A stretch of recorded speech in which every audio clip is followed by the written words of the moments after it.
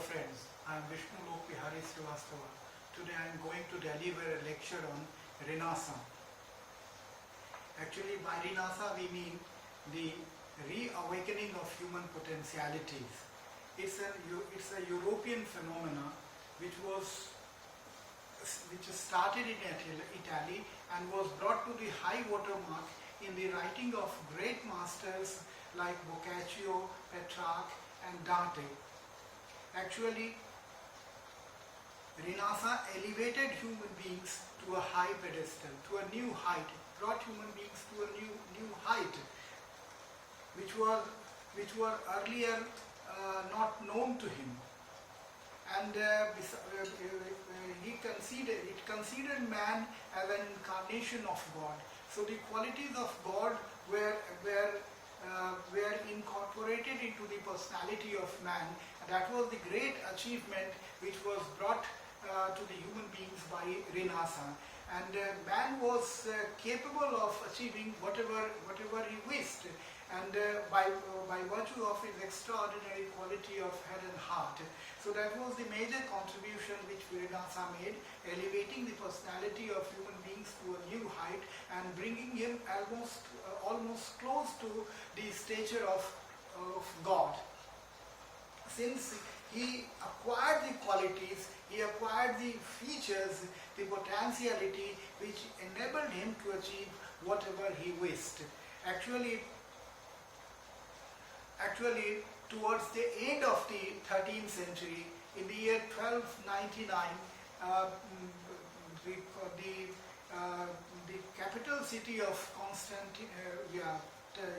Byzantine Empire, Constantinople, was invaded by the Turkish invaders, and with this invasion, the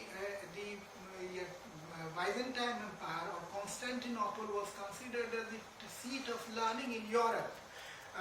Most of the scholars and literary personalities were stationed there, but with the invasion of the Turkish invaders, all the educationists and literary personalities spread to the length and breadth of the country. And wherever they reached, they set up their schools and started teaching the local populace the ideas contained in the classics. But the problem cropped up before them because majority of the people were illiterate and were incapable of understanding ideas contained in the classics, and therefore they decided to translate the classical works written in Greek and Latin into the vernacular language, into the local languages, to enable people to understand the ideas contained in the classics. With this, a change was brought in the mindset, in the ideology, in the approach of the people. So the spread of knowledge, which was caused by the invasion, Turkish invasion, was beneficial in many ways. It widened the boundary of the perceptions and enriched the mental faculty of people. Besides that, it ensured that human beings were no longer swayed away or were no longer guided by the supernatural elements or blind beliefs and taboos and dogmas.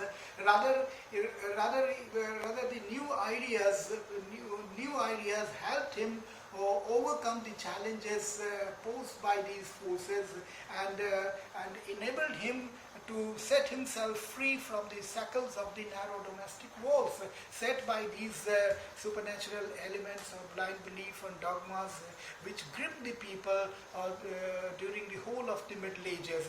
And a new approach, a new ideology or a new mindset was developed which helped the European people in many ways. man became at the center of his decision-making ability. With the enriched mental faculty, man is capable of making decision, which was earlier denied to him, and now he emerged at the driving seat, forcing feelings and emotions to the background. So, with the emergence of Renaissance, the Renaissance marked the beginning of a new era, which ensured the triumph of rationality over irrational ideas or sheer emotionalism, which had dragged the entire European people during the whole of the Middle Ages into a dark alleys of life. It led to the emergence of a new man who was capable of achieving whatever he wished. For him, sky is the limit, and by virtue of his extraordinary quality of head and heart, he was capable of achieving whatever he wished. And besides that, new changes were experienced in every sphere of life. In the field of navigation, Drake and Hawkins came out with their novel ideas. In the field of painting, Michelangelo and Leonardo da Vinci came out with new ideas which set the trend in the field of painting. Michelangelo came out with the idea that man paints with his mind, not with his hand. And this new concept, this Renaissance concept, changed the entire approach of life, brought about a complete overhauling of the system, and it led to the emergence of a new approach to life, which was entirely different from the ideology which was practiced in the Middle Ages, and which is reflected in the dialogue of the minor character in the drama of Shakespeare, the King Lear. The minor character was Gloucester, and he used to utter the words that as flies to wanton boys, so are we to God. They kill us for their sport. So he is of the opinion that human beings are just merely toys in the hands of God or the supernatural elements, and they are at liberty to just twist them or to handle them at their wish. In the same way as the naughty boy tears out the wings of the small insect into pieces, and the poor insect is just encircled or is just tied into the hands of the naughty boy, trying to ensure its liberty, but he is in no way in a position to set himself free. So that a marked change was noticed or reflected in Renaissance from the concept of the Middle Ages or the Dark Ages. So changes were experienced in the field of science. William Harvey developed the theory of blood. In the same way, Galileo came out with the help of the telescope, and he studied the movement of the celestial bodies, and with the help of his findings, he came out with the idea, challenging the biblical hypothesis that Earth is static and sun moves around the Earth. And with the help of his telescope, Galileo challenged the biblical hypothesis, saying that actually sun is static and Earth moves around the sun, and the movement of the Earth around the sun causes several changes, like the formation of day and night, and the years and different activities which we notice on Earth. So these changes did have a great impact in the field of literature too. If we go through the literature of Shakespeare, who is the outcome of, who is the brainchild of Renaissance, we find that these characters are deeply influenced by the Renaissance ideology. If we go through the tragedies of Shakespeare, Macbeth, King Lear, Othello and Hamlet, we come to the conclusion that the tragedy of, and make a comparison with the tragedy of the Greek dramatists like Sophocles and Aeschylus and Euripides, we notice a marked change in their approach. In the Greek tragedies, the tragic hero doesn't have the liberty to take decision himself. He is made victim to the circumstances, fate and chance and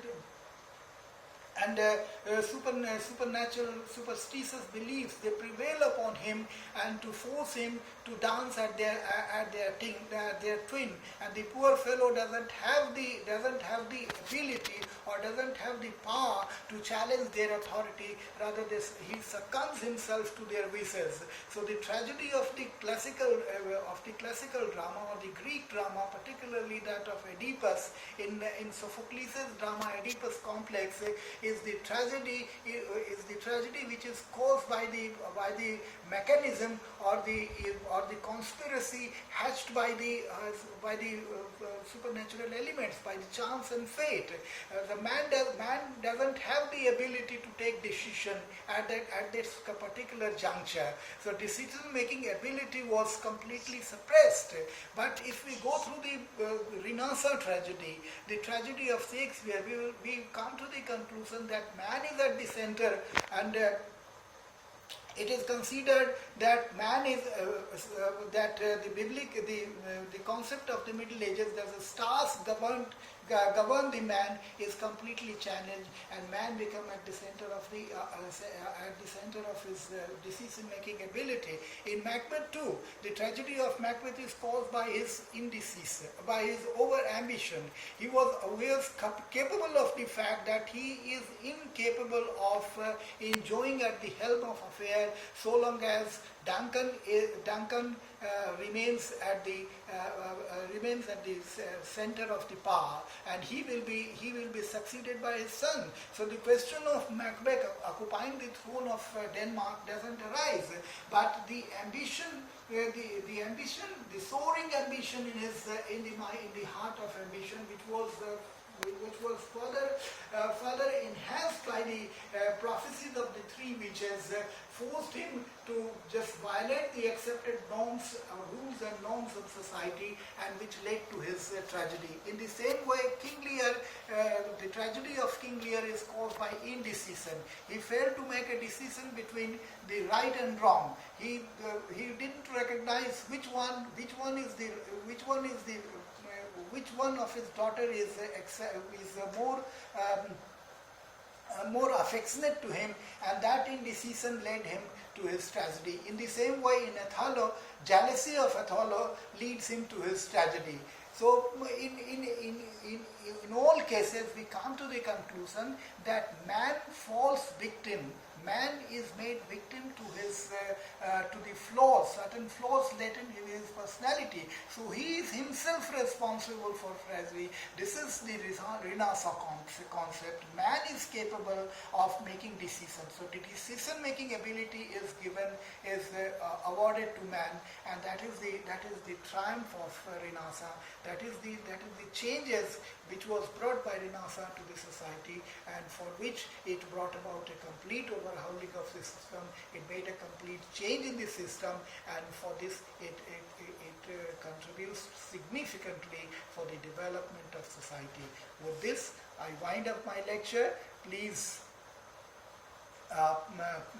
subscribe my channel and tap the bell icon to get notified my next video.